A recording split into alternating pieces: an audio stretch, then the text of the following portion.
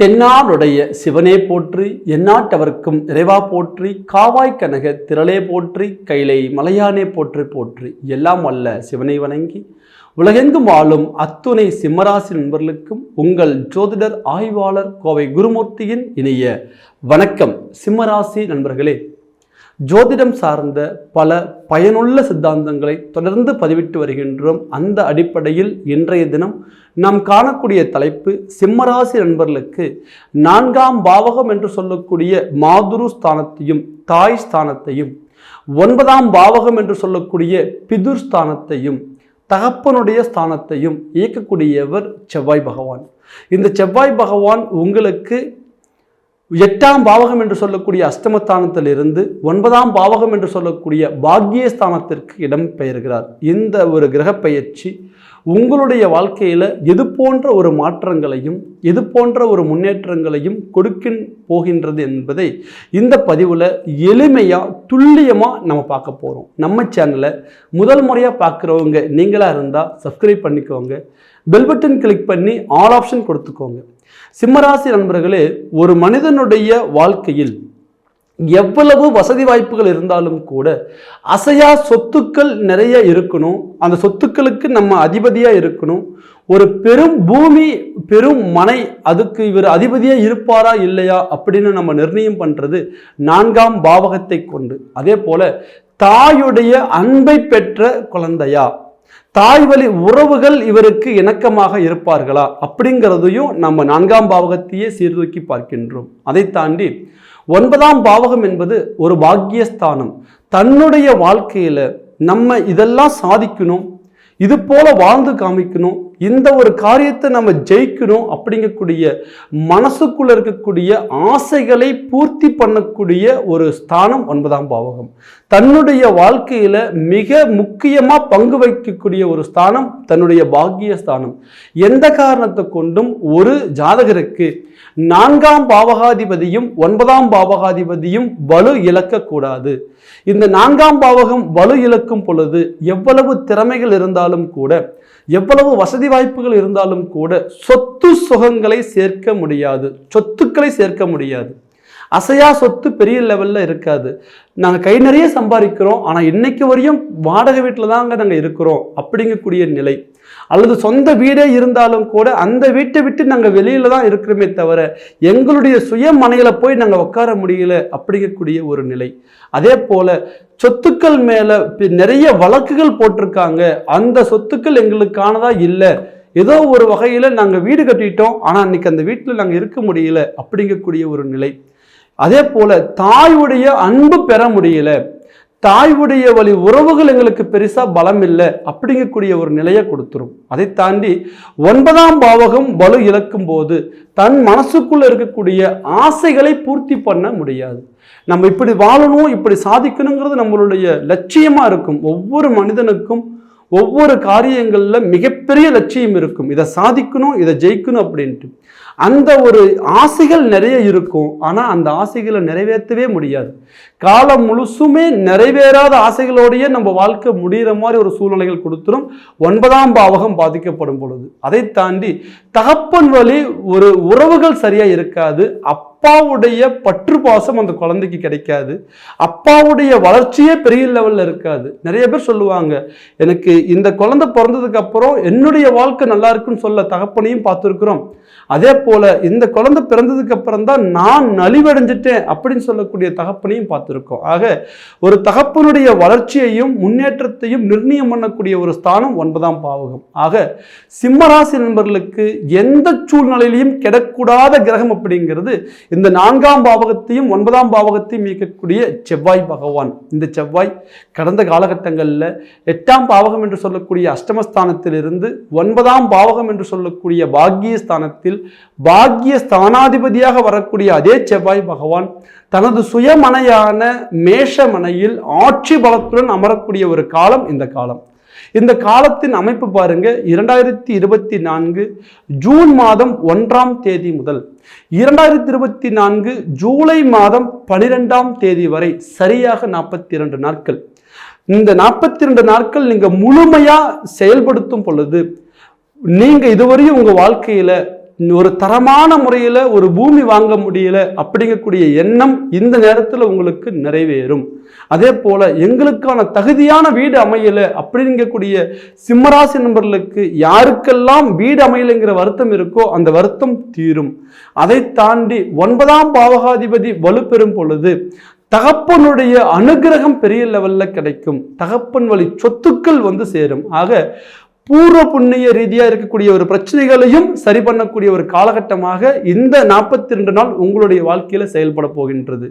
இதுவரையும் சார் 40 வருஷம் ஆயிருச்சு, 50 வருஷம் ஆயிருச்சு, எங்களால் பெரிய லெவலில் சாதிக்க முடியலன்னு வருத்தத்தில் இருக்கக்கூடிய ஒவ்வொரு சிம்மராசி நண்பர்களுக்குமே இந்த காலம் ஒரு மிகப்பெரிய பிரபஞ்சம் கொடுக்கக்கூடிய ஒரு பொக்கிஷமா நாம ஜோதிடத்துல கணிக்கிறோம். இந்த காலத்தை நீங்க முறையா பயன்படுத்தும் பொழுது நீங்க தரமான முறையில ஒரு மண்மனை அமைச்சு உட்காரக்கூடிய ஒரு யோகம், தகுதியான தாய்வழி உறவுகளை பலப்படுத்திக்கக்கூடிய ஒரு யோகம், அதே போல தாயுடைய அன்பு தடையில்லாமல் நமக்கு கிடைக்கும். ஒரு அம்மா குழந்தைக்கு என்ன செய்யணும்னு நினைக்கிறாங்களோ அது இந்த நேரத்தில் செய்வீங்க. அதே போல ஒரு குழந்தை தாய்க்கு என்ன செய்யணும்னு நினைக்கிறாங்களோ அது தடையில்லாமல் செய்வீங்க.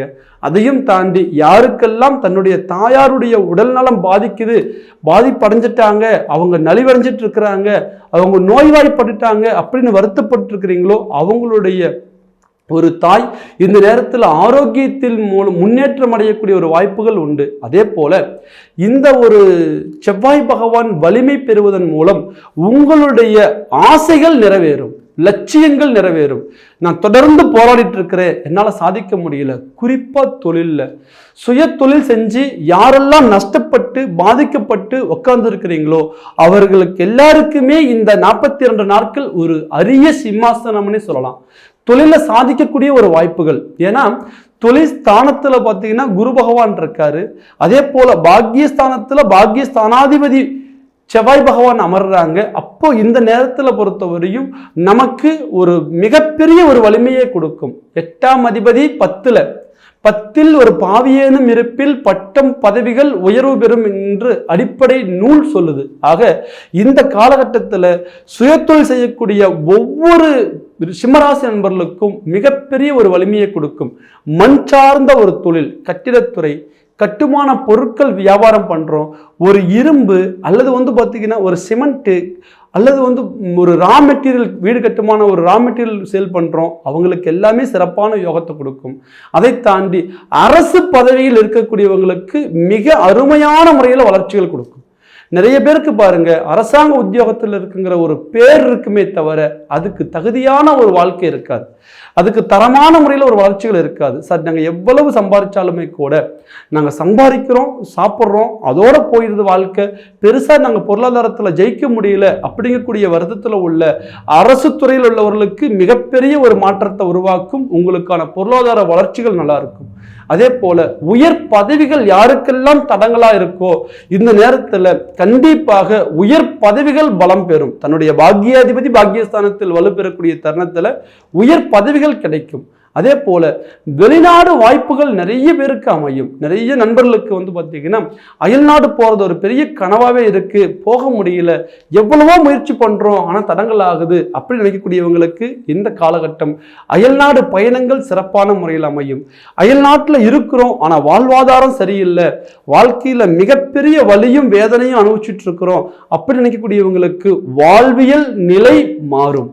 உங்களுடைய வாழ்க்கையில நெருக்கடி நினைக்கக்கூடிய அனைத்து காரியங்களும் சரியான முறையில் ஒரு மாற்றத்தை கொடுத்து உங்க வாழ்க்கையில் நீங்க ஒரு சாதனை அப்படிங்கக்கூடிய ஒரு காலத்துல நீங்க அமையக்கூடிய ஒரு காலகட்டம் தான் இந்த 42 நாட்கள். அதை தாண்டி செவ்வாய் பகவான் பாக்கியஸ்தானத்தில் அமர்ந்து அவருடைய நேரடி பார்வையாக உங்களுடைய ராசிக்கு 3ஆம் பாவகத்தை பார்க்கின்றார். 3ஆம் பாவகம் என்பது முயற்சி ஸ்தானம், அந்த முயற்சிக்குள்ளேயே வெற்றியை கொடுக்கக்கூடிய ஒரு ஸ்தானம். அதே போல வீர தீர பராக்கிரம ஸ்தானம் என்று சொல்கின்றோம், தைரிய ஸ்தானம் என்று சொல்கின்றோம். ஆக சிம்மராசி நண்பர்கள் கடந்த காலகட்டங்களில் சத்துரு சனி 6ஆம் பாவகத்தில் சத்துரு சனியாக இருந்தார்.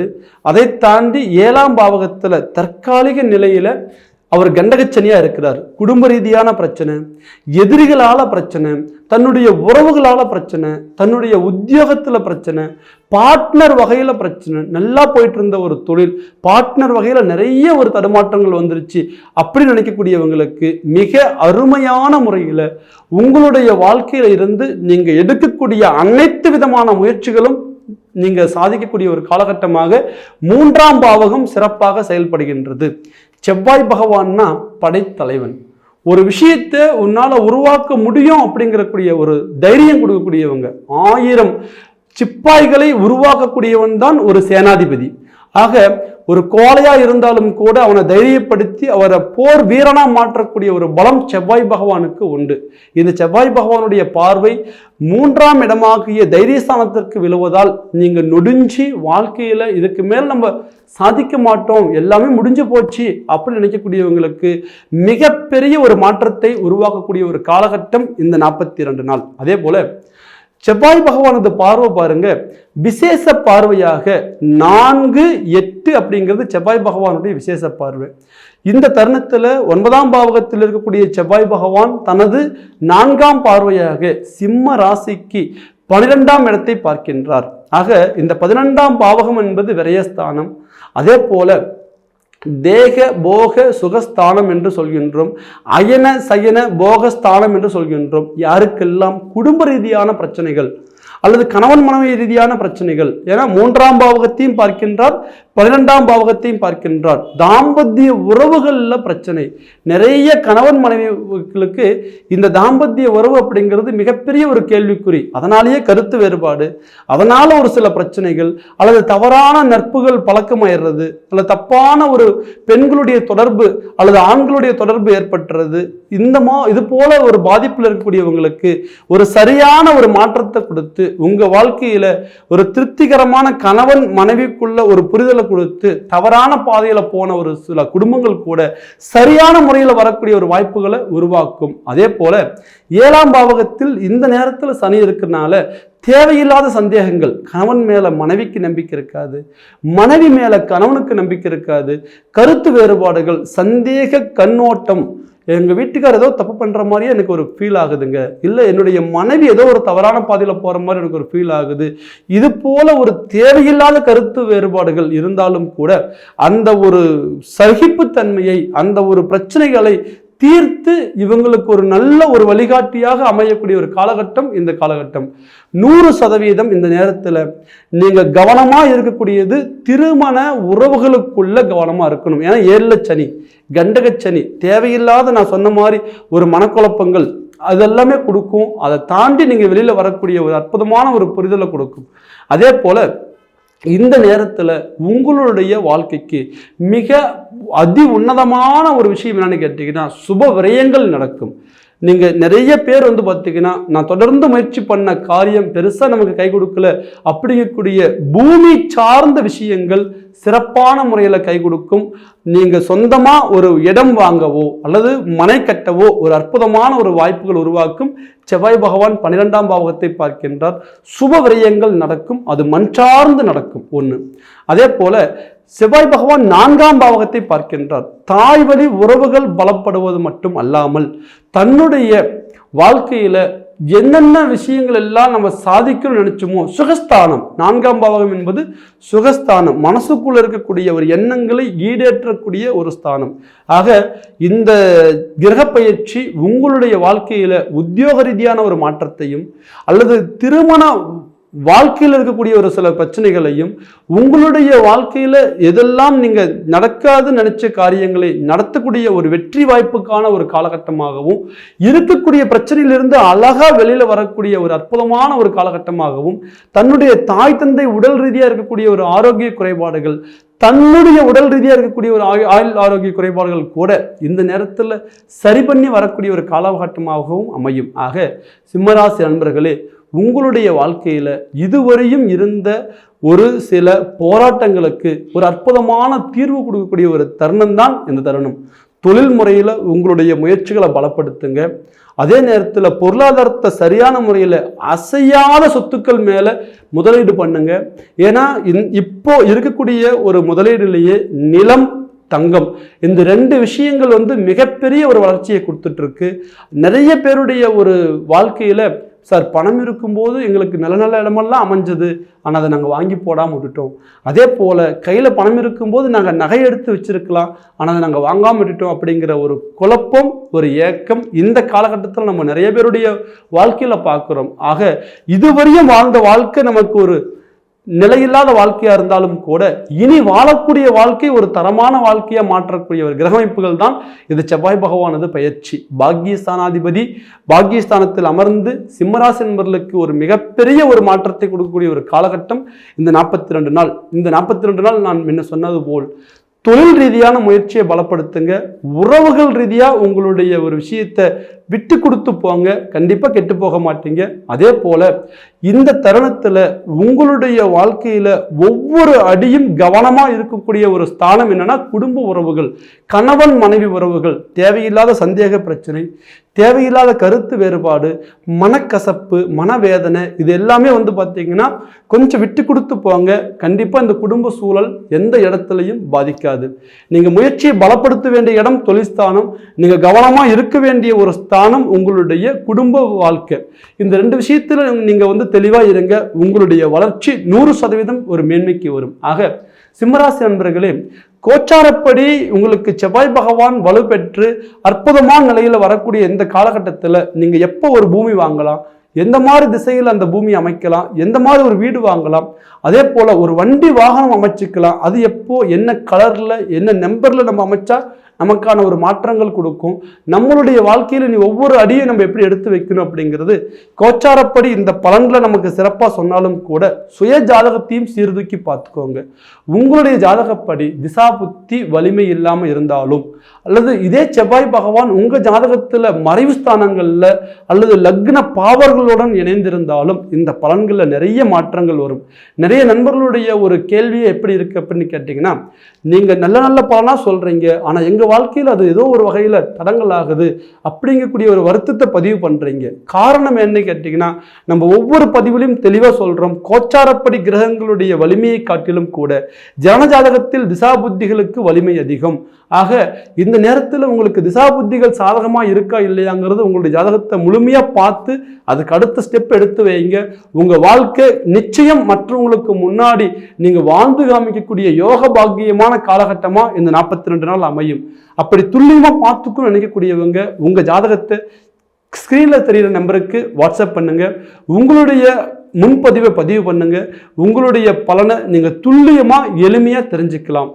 மேலும் ஒரு அழகான தருணத்தில் அற்புதமான ஒரு பதிவில் உங்களை சந்திக்கும் வரை உங்களிடமிருந்து விடைபெறுவது உங்கள் ஜோதிடர் ஆய்வாளர் கோவை குருமூர்த்தி. நன்றி, வணக்கம்.